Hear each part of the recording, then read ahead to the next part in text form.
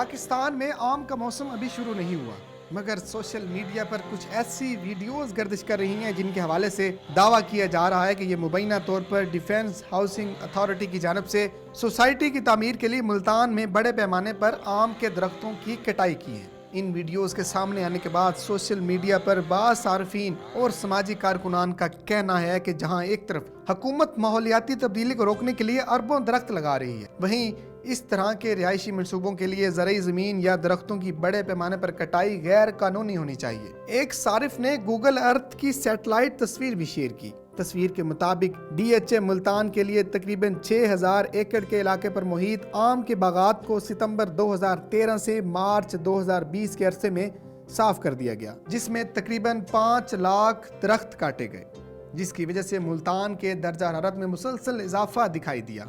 ناظرین، be B C نے اس پر ایک تفصیلی رپورٹ بنائی ہے۔ اس رپورٹ کے مطابق بی بی سی کے نیوز ایڈیٹر ذیشان حیدر نے بتایا کہ مقامی افراد اور حکام نے تصدیق کیا ہے کہ ویڈیوز ملتان میں بوسن روڈ اور شجاع آباد روڈ پر واقع باغات کی کٹائی کی ہیں، لیکن کم از کم جن ویڈیوز پر حالیہ بحث ہو رہی ہے وہ 7 ماہ پرانی ہیں اور ڈی ایچ اے کی نہیں بلکہ سٹی ہاؤسنگ سوسائٹی کی ہیں۔ ذیشان حیدر نے ٹویٹ میں لکھا کہ اپنا باغ فروخت کرنے والے ایک زمیندار کا کہنا تھا کہ بچوں کے مستقبل کے لیے باغ فروخت کیا ہے، ہم نے اس کے بہت اچھے دام لیے ہیں، اب کوئی کاروبار وغیرہ شروع کرنے کا سوچ رہے ہیں کیونکہ زراعت سے اب لوگوں کا چولہا نہیں جلتا۔ یہ ایک زرعی ملک کے زمیندار کا ایک بہت بڑا شکوہ تھا۔ وائرل ہونے والی ویڈیوز میں سے ایک ویڈیو جس میں آم کے درخت کاٹ کر ایک ٹریکٹر ٹرالی پر رکھے جا رہے ہیں، یہ بوسن روڈ کی ہے۔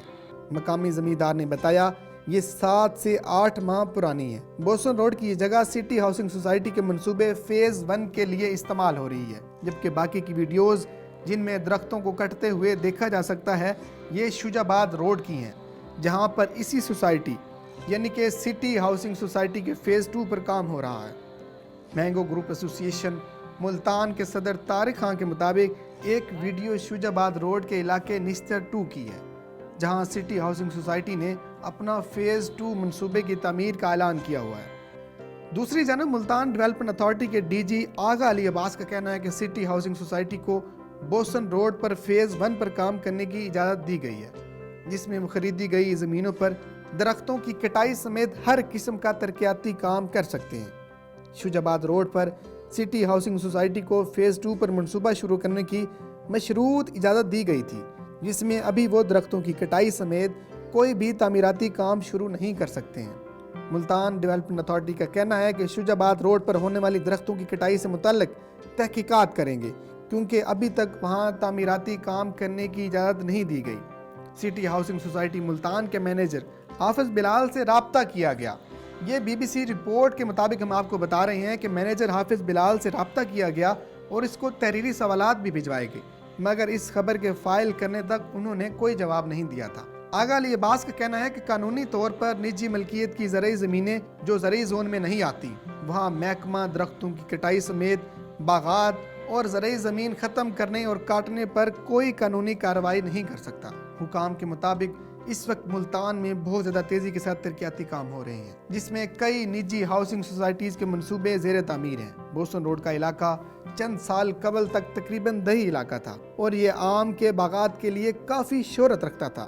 ایک زمیندار محمد اسحاق نے بتایا کہ یہ جگہ جہاں پہلے آم کے درخت موجود تھے انہوں نے اپنی مرضی سے فروخت کی ہے اور اب یہ ایک ہاؤسنگ سوسائٹی کی نجی ملکیت ہے۔ شجاع آباد روڈ کے علاقے کے ایک ذمہ دار نے بتایا انہوں نے باغ کا علاقہ زیادہ دام وصول کر کے فروخت کیا ہے۔ دوسری جانب سوشل میڈیا پر صارفین کا کہنا ہے کہ باغات کاٹ کر ناقابل تلافی نقصان پہنچایا گیا۔ پاکستان تحریک انصاف کے ایم این اے احمد یار ہراج کا کہنا ہے کہ یہ سوسائٹیز 6 سے 7 سال پہلے بننا شروع ہوئیں۔ اس کی اجازت پچھلی دور حکومت میں دی گئی۔ جیسے جیسے وہاں پہ کام جاری رہا وہ باغات کو کاٹتے چلے گئے اور یہ پرائیویٹ پراپرٹیز ہیں جو لوگوں نے اپنی مرضی سے بیچی ہیں۔ ابھی تک کوئی بھی حکومت نے کوئی ایسا قانون نہیں بنایا جس میں کوئی ایسا درخت جو کسی پرائیویٹ پراپرٹی میں لگا ہوا ہو آپ انہیں کاٹنے سے نہیں روک سکتے، ایسا کوئی قانون نہیں بنایا گیا اور ایسی چیزوں کو کنٹرول کرنے کے لیے باقاعدہ طور پہ قانون سازی ہونی چاہیے۔ جو ہاؤسنگ سوسائٹیز یہاں پہ بننی شروع ہوئی ہیں ان کی جو اجازت ہے کیا وہ موجودہ حکومت نے دی ہے؟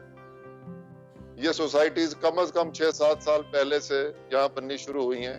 انہوں نے زمینیں ایکوائر کی، اور آہستہ آہستہ جیسے وہ ڈیولپمنٹ کرتے گئے وہ باغات کو کاٹتے چلے گئے. اچھا دوسری بات کہ یہ پرائیویٹ پراپرٹیز ہیں لوگوں نے اپنی بیچی ہیں. ہمارے ملک میں آج تک جو بھی حکومتیں آئیں کہیں پہ کبھی کوئی ایسے قوانین نہیں بنے کہ جی آپ یہ فصل لگا سکتے ہیں یہ کاٹ سکتے ہیں یا اس فصل کو آپ نے سنبھال کے رکھنا ہے اس کو آپ بیچ نہیں سکیں گے. کوئی لیجسلیشن ہے درخت کاٹنے کے اگینسٹ جو کہ پرائیویٹ پراپرٹی میں لگا ہوا ہو.